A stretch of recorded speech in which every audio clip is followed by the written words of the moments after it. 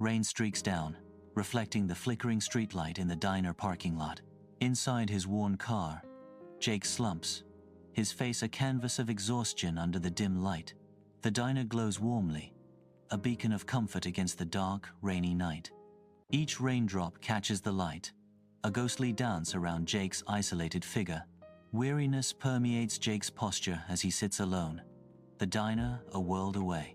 Emily bursts from the diner's back door, her shoulders trembling violently in the cool night air. She leans against the rough brick, her fragile state amplified by the stark, dim light. Her whisper pierces the silence. "Please, not tonight." Fear radiates from her, a tangible presence clinging to the shadows around her trembling figure. In the stark diner parking lot, Jake emerges cautiously from his car, his movements measured and tentative.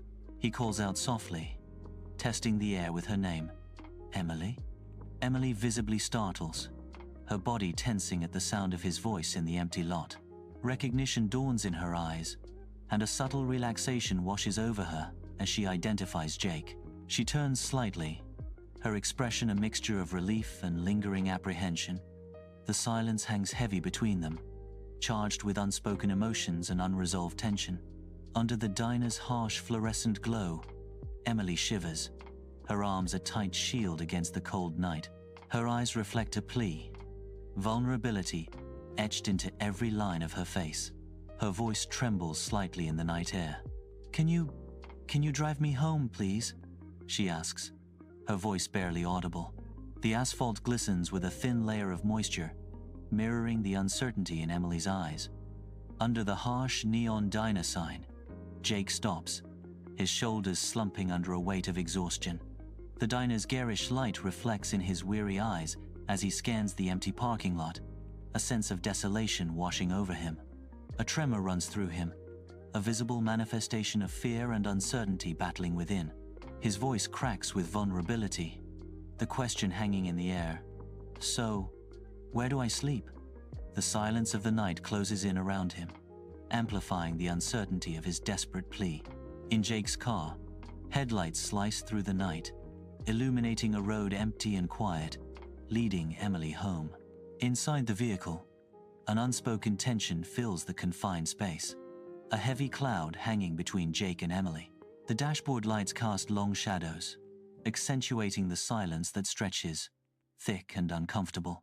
Each passing street lamp briefly illuminates their faces, fleeting moments of vulnerability in the dark expanse. The hum of the engine is the only sound, a mechanical heartbeat in the charged atmosphere of their journey. Inside Jake's car, shadows dance with the fleeting streetlights, casting long shapes across the silent interior. A heavy quiet fills the car, broken only when Emily's voice emerges, soft and tentative in the darkness. "My ex came to the diner tonight," she confesses, her words hanging in the air.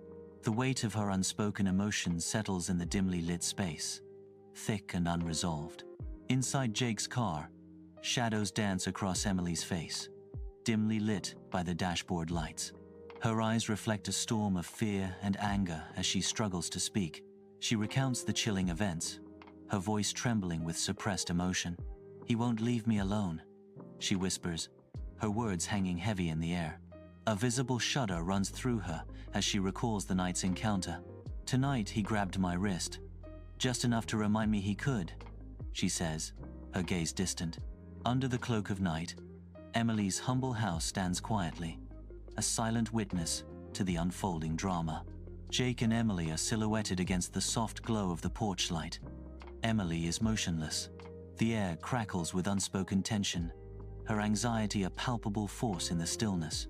Each shadow seems to deepen, mirroring the uncertainty that grips them both. The house looms, its windows dark eyes watching, waiting. Twilight bathes Emily's house in a warm glow, a gentle breeze whispering through the trees. The facade of the house stands silent, a peaceful haven under the fading light. Emily's voice, soft and vulnerable, cuts through the stillness. "Jake, can you stay for a little while?" A plea hangs in the air. "I don't want to be alone." A neat house whispers of solitude. Loneliness hangs heavy. Portraits face down, memories veiled in shadow. Dust motes dance in the dim light. An unused mug sits forlornly on the counter. Silence amplifies the absence. In Emily's house, memories hang heavy in the air, visible and unseen, as dust motes dance in the soft light. The room is a nostalgic tableau, each object a silent witness to a life once shared. Emily's voice cracks with longing. He used to live here. Some nights, it still feels like he never left. Her words echo in the silent room, a poignant reminder of love and loss. Inside Emily's warm house, Emily gazes intently at Jake, concern clouding her features. Her eyes search his, seeking answers in the depths of his gaze. A gentle worry line appears on her brow as she observes his silence. Her voice soft yet firm. She breaks the silence. "You must have somewhere to go," Emily says, her words filled with unspoken questions. Jake halts, a storm of vulnerability and shame brewing behind his eyes, his posture tense. The silence in Emily's house grows heavy, charged with unspoken truths and palpable emotion. A confession hangs in the air, raw and exposed as Jake admits, "I've been sleeping in my car." His words linger, painting a stark picture of desperation against the backdrop of domesticity. Emily's eyes glisten, reflecting a painful mix of disbelief and sorrow in the soft light. A moment stretches, thick with unspoken words and heavy with impending heartbreak. Her voice trembles, barely a whisper as she asks, "How long?" Jake's expression is somber as he reveals, 3 weeks. The weight of his words hangs in the air, solidifying the painful truth. Emily and Jake sit in silence, the weight of unspoken words heavy in the air. Emily's face is etched with concern and a deep sense of hurt. Her voice, barely a whisper, breaks the silence. "Why didn't you tell anyone?" Jake avoids her gaze, his own pain evident.